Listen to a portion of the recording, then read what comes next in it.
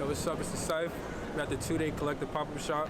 You can see what a couple of entrepreneurs got going on. Check out these tables, ask them some questions. Come on.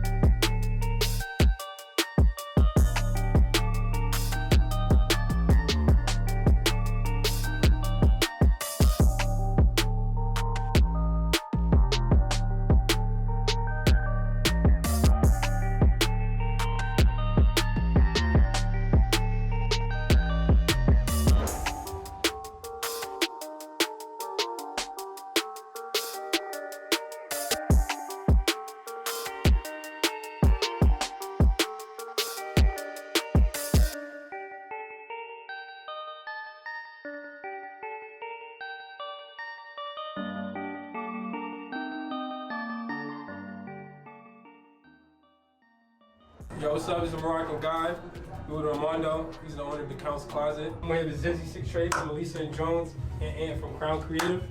I'm here with Sarah. And what's the name of your product again? Barra. What is Barra exactly? It's an edge control, but it's pretty much like a hair pomade that's used to lay down your hair. Did you have any edges? Yes, if you zoom in. Yeah. See those laid like that? Nori. I'm here with my man Alex with their brand Negative by Nori. I'm here with Shooters Academy, and this is Zach, Adrian, Brendan, Jay. Here with Nerd. He's owner of the brand Nerd. Noe and Elias. They're the creators of Ghetto Friends. Brian, Jason, Matt. They're the owners of Bliss, New York. I'm with the Big Deal. Yes, sir. And I'm with my man Joe. I'm just joking, you know what I mean? We got my son Bobby in the cut, don't get stuck. Wavy's real. Wavy's real. Yes, sir. What gave you the inspiration to start your brand? Oh, well, basically, I'm an entertainer, so, you know, I always knew where I was gonna go and things like that. I love entertaining people, so I'm like, you know, I gotta think of a name of the brand. So I'm like, you know, I'm Wavy, I got the waves and stuff like that, so why not Wavy's world? Like, it's my world, y'all just living in it. Honestly, it was just so many people asking me where I get my stuff and like sell them what I'm wearing or something. Like I ended up with so much of my clothes I didn't know where to put it anymore. So I'm like, yo, fuck it, I'm gonna just start selling some shit, and it became a thing. It was just built off of, you know, everybody got ideas and everybody think of shit, but sometimes you might think people not gonna rock with it. You might think just outside, a whole bunch of outside noise, negativity, just a whole bunch of like everyday things that people go through. And I just want people to feel like, you know, no matter what you hear or negative comments, just treat all your ideas, your genuine ideas that you create like royalty. You crown your creativity. So one day we were in school, and we were tight as fuck that we were in school. I was looking at Matt and I was like, yo bro, fuck this shit, let's just start a brand. It was just a joke. Yeah, literally a joke. We were always into fashion, we were always known for that kind of stuff, but I was like, yo, let's start a brand. And he was like, yo, fuck it, let's do it. It was always in the back of our head that we were like, yo. Yeah, we always eventually we knew it was gonna start somehow, and then when we sat down and he threw the idea, we're like, fuck it, like yeah, we should. Like let's put it together. And we played around with a few names, we went at it for like a few days. We'd literally meet up in our breaks and we would just chill and like draw up concepts. We started off with something, started off as uncommon. We didn't like it.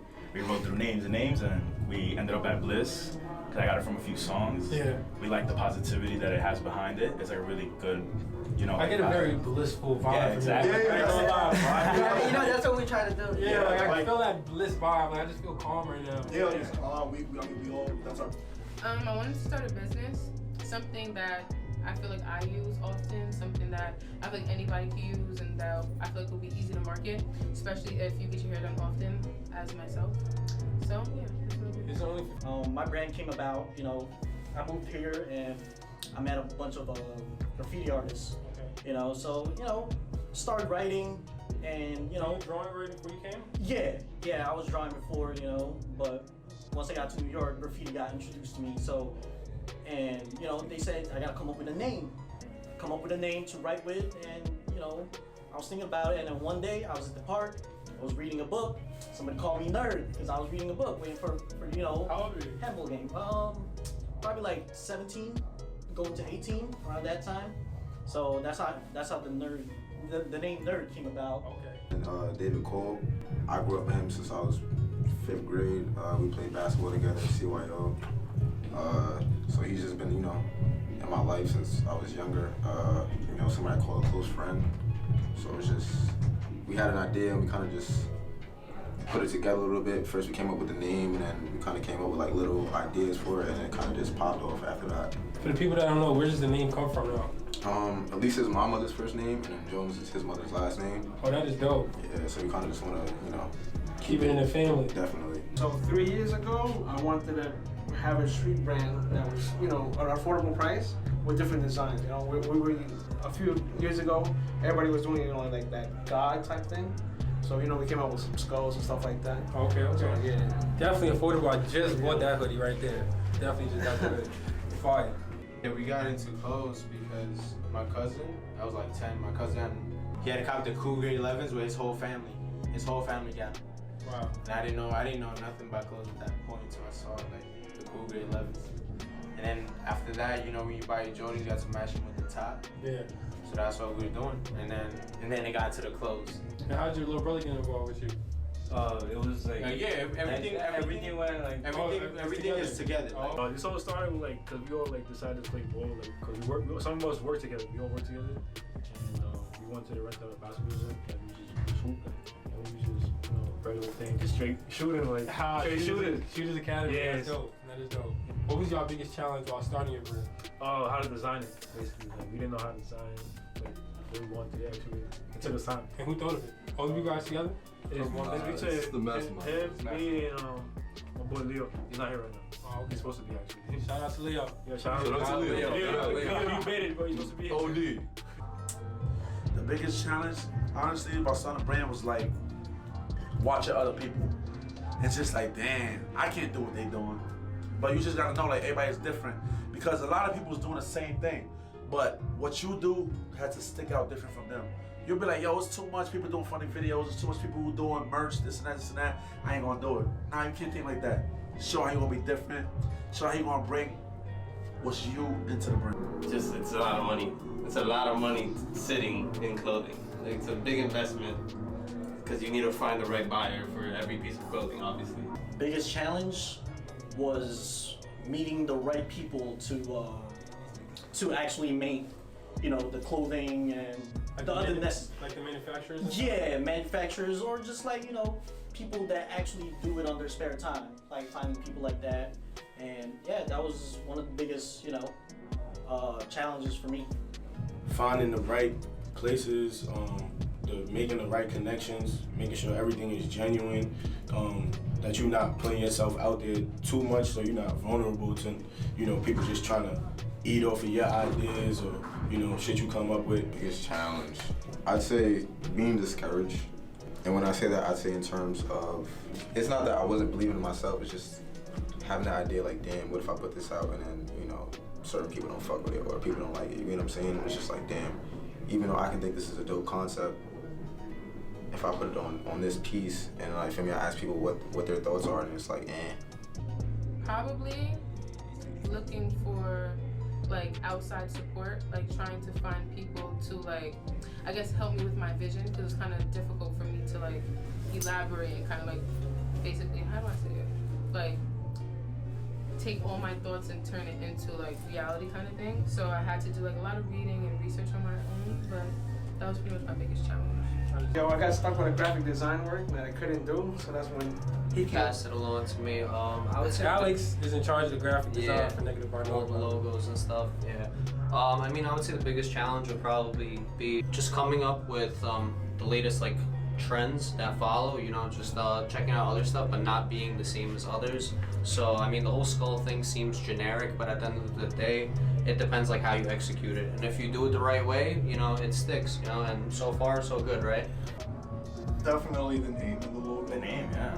That one, I guess on that aspect, yeah. Yeah, definitely. It took us like, so we started this and we didn't go public for like 7 to 8 months. And we were just trying to figure out like every angle, name, logo. We wanted to be original. We wanted it to be simple, catchy. Making the pieces, that's like. Yeah, because sometimes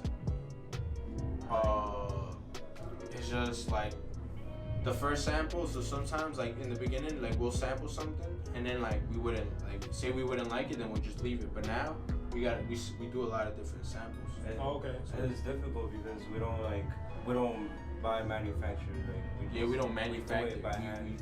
We handmake everything. Everything is handmade. Everything's handmade. Okay. Except like when we drop screen printed t-shirts, like those are blanks.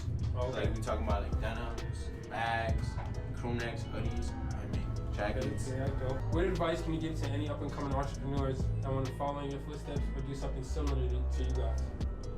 So to be themselves. Yeah, be yourself. Focus.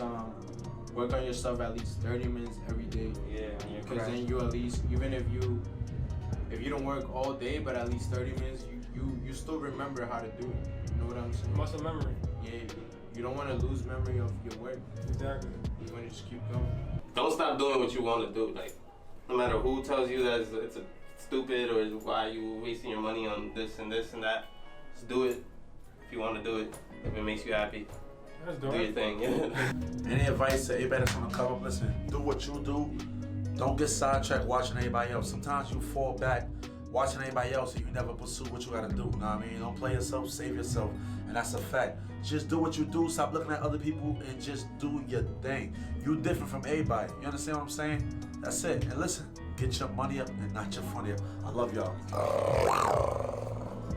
Just do it. Take your time. Oh, sorry. Just like I feel like if you have an idea and you have something you want to do, just go do it. Like even if you have haters, even if you have people that's telling you no, like it's your. Even if you fail, at least you did it. At least like you know what, I failed at it. I did it anyway. So it's not like I'm like damn, I wish I would have did that and I never did it. Definitely. And even if you're having a hard time, like there's gonna be fuck ups. There's definitely gonna be fuck ups, and it's gonna make you not feel motivated. Shit like that. You just gotta push through it. If you really like are dedicated and you stay consistent and you believe in yourself, like you just gotta keep pushing. Definitely have confidence. Don't look for other people to give you confidence. Have confidence in yourself. Invest. Don't be cheap. Don't cut corners because it will definitely show. And just have fun. Just keep creating. Like don't stop creating no matter how many negative things you hear.